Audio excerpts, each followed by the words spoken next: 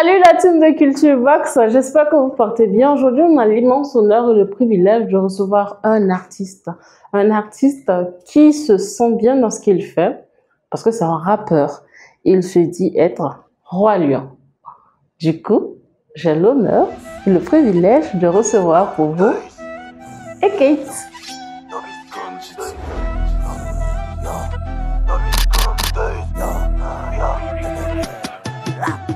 Ça fantôme sur le roi lion en personne. Pour être quelqu'un, faut d'abord reconnaître que t'es personne. Éduqué par des séquelles dont les séquences ont forgé ma personne. Je suis celui à qui s'attendait personne. Ça motive de savoir que ta personne dans la nuit, non mes peines résonnent. Bonsoir. Bonsoir. J'espère que vous allez bien. Bien, merci vous-même. Déjà, merci d'avoir accepté de venir dans nos locaux pour l'émission. C'est un plaisir. Et je vais vous expliquer un peu le concept de mon émission. C'est tout simple. On s'amuse beaucoup ici-bas. D'accord. Aussi, je vais essayer de rentrer un peu dans votre vie. Je vais aussi remonter dans le passé.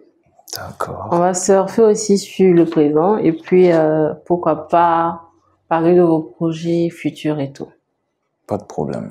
Aussi, on a des défis. Il y a d'abord les défis de l'invité précédent. Et aussi le défi de l'émission. C'est prêt, c'est top? Pas de problème. Ça je suis va. joueur. Ça tombe bien alors. Déjà, on va commencer par le passé et tout. On veut bien savoir d'où est-ce que vient votre inspiration, pourquoi est-ce que vous avez choisi le rap notamment. Bof, comme inspiration, pourquoi le rap? Je dirais, c'est le type de musique qui me reflète le plus.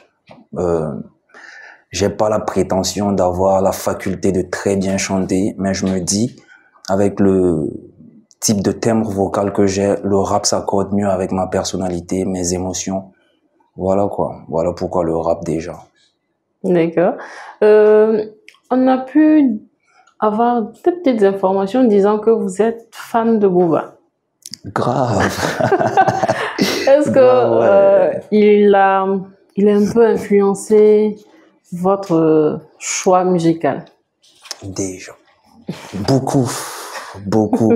Parce que de base, tout petit, j'aimais beaucoup le rap américain. Donc, en grandissant, je me suis rendu compte, comme tout le monde, que je parle pas assez bien l'anglais. Il y a que 1, 2, 3 mots que j'arrive à capter.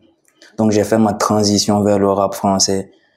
Et là, j'ai découvert le Duc, B2O, B.A. Booba. Voilà.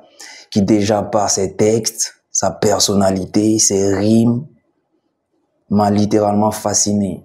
Et je suis monté sur le train. Et voilà quoi. On est d'accord que ça n'a pas été simple, hein, les débuts et tout. On veut bien savoir qu'est-ce qui a bien pu vous bloquer, mais que la persévérance est toujours restée quand même. Disons les réalités. Les réalités. Parce que le rap, je prends le contexte ici présent, de ce que je connais de par mon vécu. Le rap, quand tu arrives à très bien le manier, c'est un handicap. Donc, avec le temps, il fallait baisser de niveau, pas chercher à exceller. De mon point de vue, parce que plus tu excelles, moins on arrive à te comprendre, moins on a envie de te suivre. De mon point de vue, donc, je dirais que c'est cette quête d'excellence qui était peut-être le principal handicap. D'accord. Nous, on veut bien savoir l'histoire qui s'est passée derrière votre single Piraterie. Waouh. Ouais, ça remonte quand même. Ouais. Ça remonte. Là, ce titre-là, je l'ai écrit dans un car. Je quittais une des provinces pour la capitale. D'accord. Voilà. Et comme je l'ai dit précédemment, cette quête d'excellence est un handicap dans la mesure où les faux deviennent vrais et les vrais ont l'air faux. Ok. Donc, d'où le terme la piraterie est piratée. Donc, la piraterie en référence à mon idole Booba. Voilà. Et comment est-ce que je peux l'expliquer? Un pirate qui est lui-même victime de piraterie. Donc, c'est une nuance, un paradoxe qui a tout son sens, je vais dire. Cependant, certes, hein, on a bien aimé cette explication. Mais il y a eu un quiproquo autour de cette musique-ci. D'accord. Du coup, c'est ce qu'on veut bien savoir. C'est l'histoire vraie qui s'est passée derrière ça qu'on veut comprendre en réalité. Quelle histoire. Donnez-moi plus de détails. Ah non, vous êtes mieux placé pour pouvoir nous donner les informations parce que de bouche à oreille, on a cru, pas qu'on ait cru comprendre, on a vu qu'il y a eu des propos, pas des propos si on peut le dire ici, il y a eu des détachements et tout. C'est ce qu'on veut vraiment comprendre réellement. Des détachements vis-à-vis de qui ou de quoi? De la production, voilà. Ah. Ouais, mais pourtant ce titre-là, je l'ai fait lorsque je dirais pas sous production. D'accord. Je dirais pas sous production. Je dirais en collaboration, on va dire. Okay. C'était un essai, mais un essai qui a quand même été rentable, je vais dire. Parce que ça a été le départ officiel pour moi. Donc, je vois pas vraiment s'il y a quiproquo ou quoi, mais j'ai que de bons souvenirs, on va dire. Bon, on va te dire que derrière cette histoire, vous avez voulu passer, prendre le bon côté des choses. Tout à fait. D'accord. Donc, on va rester sur cette longueur d'onde-là. Pas de problème. Maintenant, il y a la meute. La meute, yeah. Pourquoi on n'entend plus parler vraiment de la meute? Déjà, la meute, c'est un collectif de plusieurs artistes qui évoluent dans différents styles musicaux, mais qui ont un lien, celui de la musique en général, pas que du rap. Voilà, si ça n'a pas marché, c'est sûrement à cause de l'emploi du temps de chacun, l'ego de chacun, les moyens de chacun également, on va dire.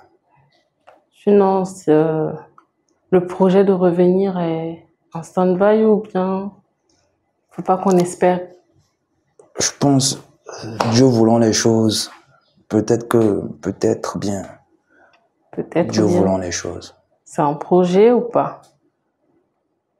Pour l'instant, je pense qu'à moi. Même si j'ai des vues sur les autres et ils ont toute ma bénédiction. D'accord. Voilà. Pas de souci, ça marche.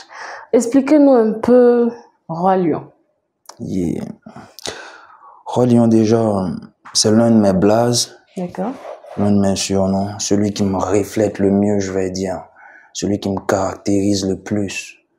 Voilà pourquoi je voulais insister là-dessus à travers une série. Ok. Voilà. Non, c'est... Parce que, notamment, nous, quand on voit Roi Lion, c'est référence au dessin animé Simba et tout. Et comme je le dis, il y a des similarités. Il y a des caractéristiques qui vont de pair entre vous avez dit dessin animé, mais je vais dire ce vécu-là et le mien.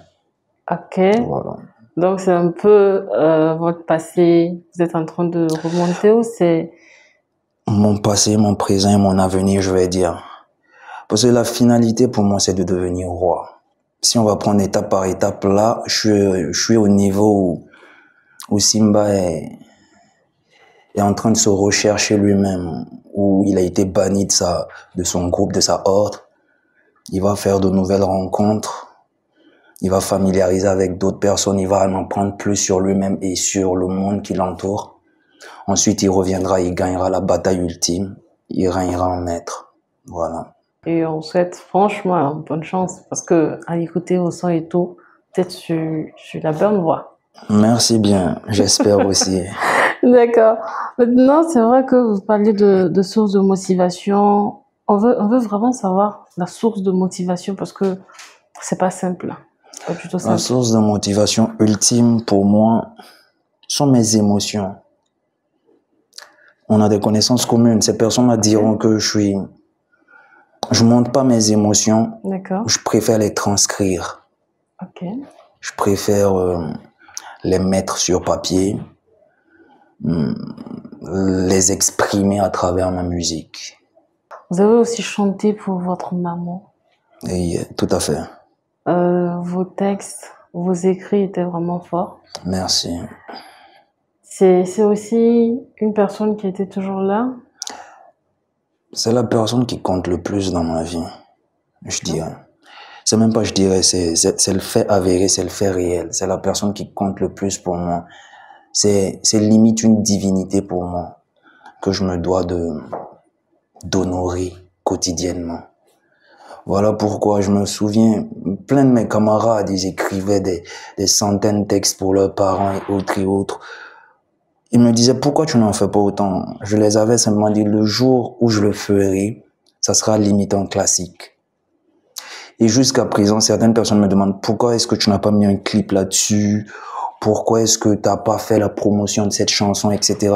Je leur ai juste dit, ce son, il est réservé qu'à une seule personne. S'il plaît à d'autres, tant mieux. Tant mieux. Et cette dernière, je suis heureux parce que cette chanson, elle l'apprécie énormément. Donc, mon objectif ultime a été atteint. Donc, je voyais plus la nécessité de vouloir prétendre à d'autres objectifs encore. Pourquoi forcément avoir choisi le rap et pas autre chose? Déjà, c'est le style de musique qui me reflète le plus.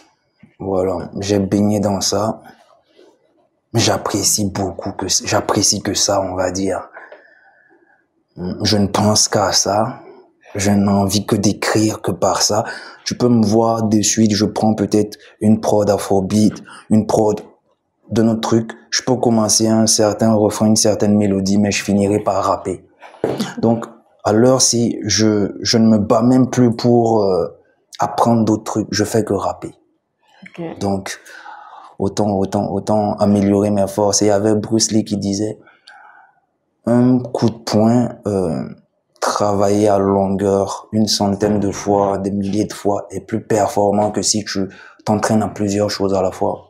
Donc, je m'entraîne qu'à rapper. D'accord.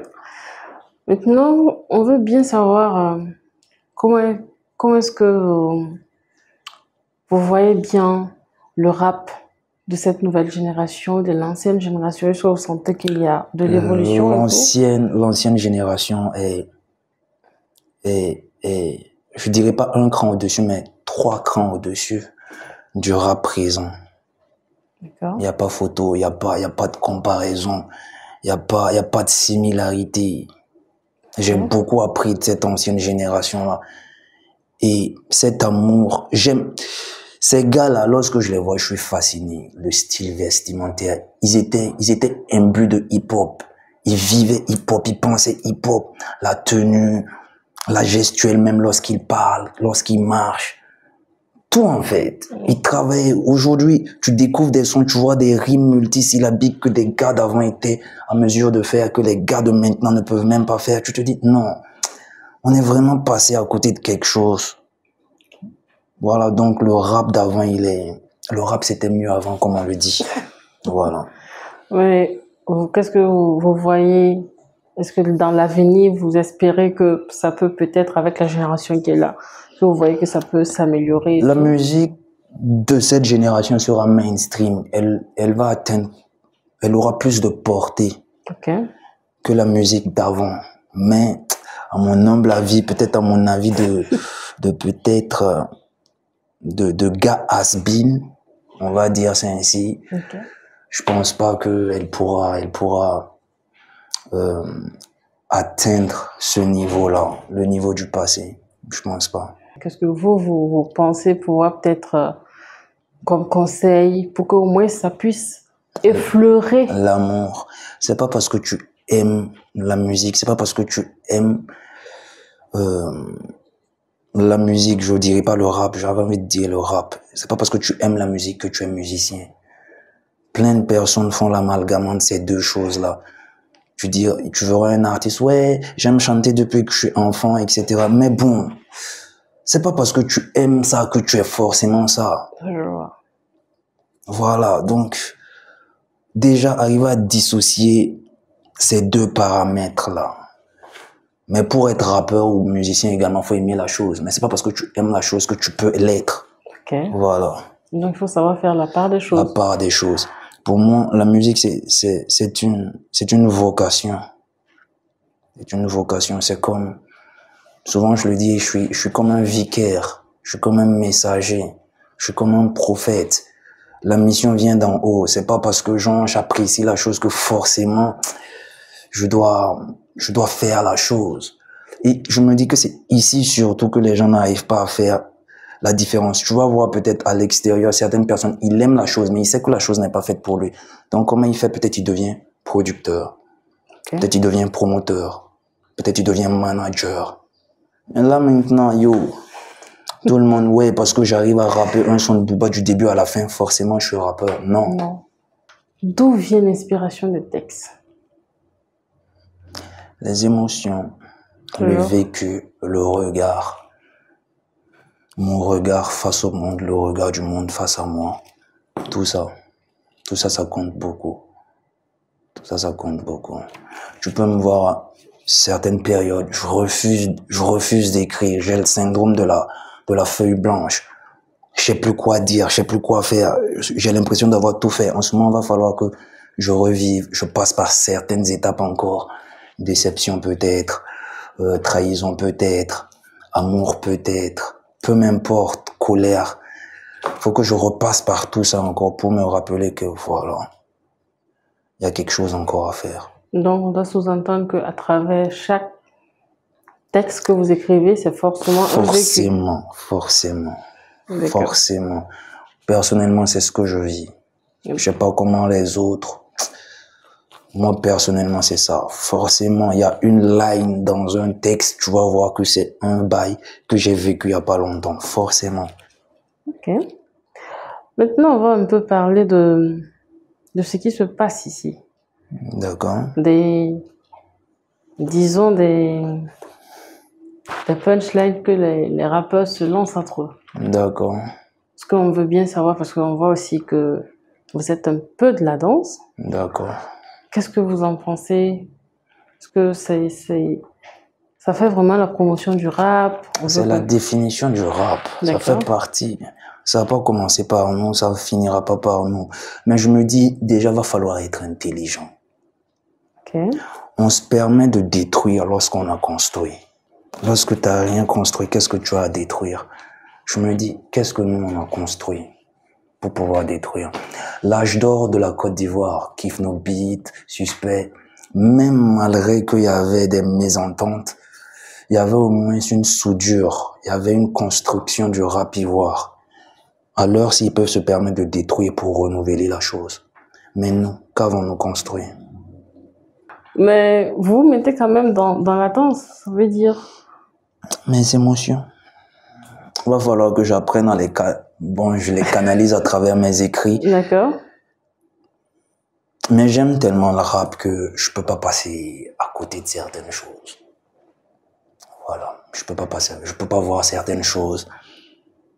Et même, malgré que je suis dans la danse, au moins, je donne que mon avis à moi. Je suis pas dans la propagande d'un truc. Je donne que mon avis à moi. Peu importe, je vois les gars qui se flinguent de l'un à l'autre. Je me rappelle, il y a l'un, je dis, bon, forcément, pour moi, lui, il a gagné. Je vais voir leurs fans venir tomber sur moi. Pour moi. Et c'est ce que j'ai essayé de faire comprendre à d'autres personnes. Une fois, on était au quartier, ils étaient en train de dire un truc. Je leur ai dit, contrairement à vous, moi, je suis pas fan de quelqu'un, mais moi, je suis fan du rap. Donc, ça fait de moi un être lucide. Vous êtes fan de quelqu'un. Donc, votre amour vous induit en erreur. Voilà. D'accord. Mais vous avez dit tantôt que c'est comme si on a vraiment du chemin à faire, donc on ne doit pas détruire en réalité. Tout à fait. Donc, si on ne doit pas détruire, pourquoi est-ce que vous vous lancez là-dedans? Même si vous savez qu'il y a quand même du chemin à faire en fait. Vous pensez que j'appellerai à la réconciliation entre eux? Pas du tout, c'est pas ma guerre. C'est pas ma guerre. Mais mon amour pour le rap et ma mission pour celui-ci m'impose de témoigner la vérité, je vais dire. L'autre a tiré sur l'autre, ainsi l'autre a tiré sur l'autre. À mon humble avis, moi qui suis un fanatique absolu du rap, qu'est-ce que j'en pense? Je vais donner mon avis. tout en sachant qu'il y a quand même quelque chose qu'on doit voir derrière. Ils doivent construire plein de choses d'abord. Lorsque vous dites ils doivent, c'est nous, parce que vous faites partie. Nous devons construire quelque chose.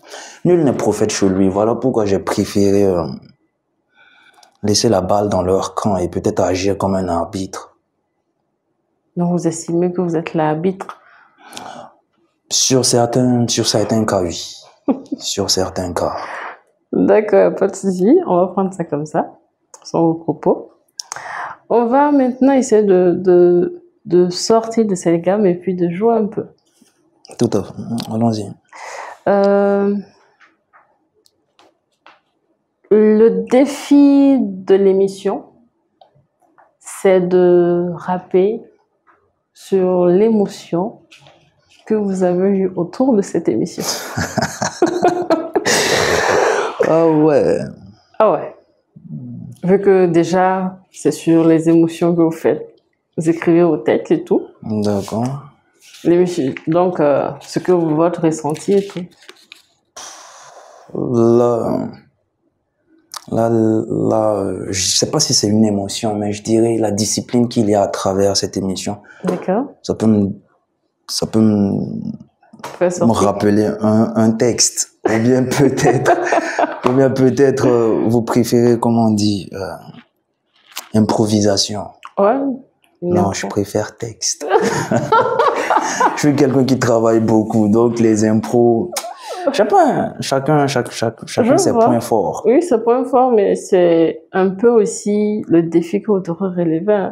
D'accord. Authentique, je suis un rasta. Remarque mon tête avec le brassard. Je m'en fume grave à la ganja, RAF, qu'il y ait no smoke sur une pancarte. La voix dans ma tête me dit prends garde. Fais demi-tour, le gouffre à 100 pas. Malgré la répète 100 fois, je fais le sourd comme un mec 100 fois, car je suis en proie à la désillusion de mon destin de grand roi. Les marches, il y en a 33. Merci. Ouais, c'était pas aussi compliqué, hein? Ouais, parce que je suis un rasta. Pas de souci. Cependant aussi, le défi de l'invité précédent que vous devez relever. L'invité précédent, déjà, c'était Festify. Ok. Alors, le défi que je lui lance, c'est de peindre quelque chose en pleine émission. Carrément. Mon visage. De peindre mon visage en pleine émission. En direct. Voilà. Juste le visage, hein. Ou bien tout. Si on a la possibilité de faire tout, ça serait top, hein. Ah. Et après, on aura le plaisir de lui envoyer le dessin. Bon, réellement, on va faire le visage peut-être. Et porte d'abord les yeux.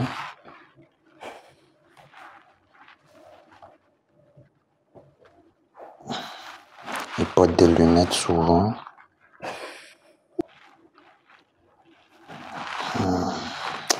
Yo, on va gérer ça comme ça, mais au moins, j'ai assuré sur les locks. Ça, c'est indéniable. Entre locks, on va se comprendre.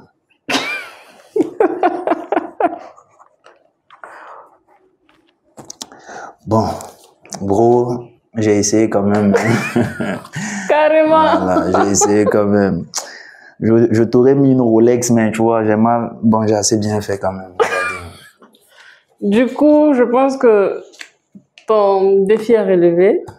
J'ai fait les lunettes. Il insiste sur les lunettes. Il a fait les lunettes, il y a les locks aussi. Il y a les locks aussi. Ouais. Le corps, ou bien on n'en parle pas? C'est une belle caricature. D'accord, on va rester sur ce point. Défi relevé, et puis merci beaucoup. Je vous en prie. C'est déjà fini. C'était un plaisir. C'était franchement réciproque. Merci. On a vraiment aimé. On a aussi aimé les beaux dessins. Merci. J'ai du talent peut-être dans ce domaine-là aussi. Je dois l'explorer. Je dois l'explorer, ce domaine-là. Ce domaine-ci? Ouais. Ok, d'accord. Je pense que les internautes, les fans, bon, pourront dire si franchement ils veulent que vous surfez sur ce domaine-là. On verra bien, peut-être futur Picasso en téléchargement. Carrément.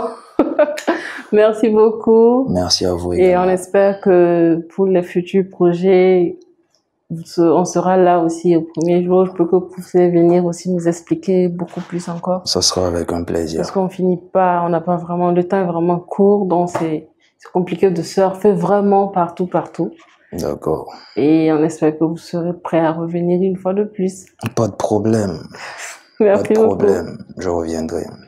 Vous avez peut-être un mot à dire à vos fans, un truc comme ça, un message.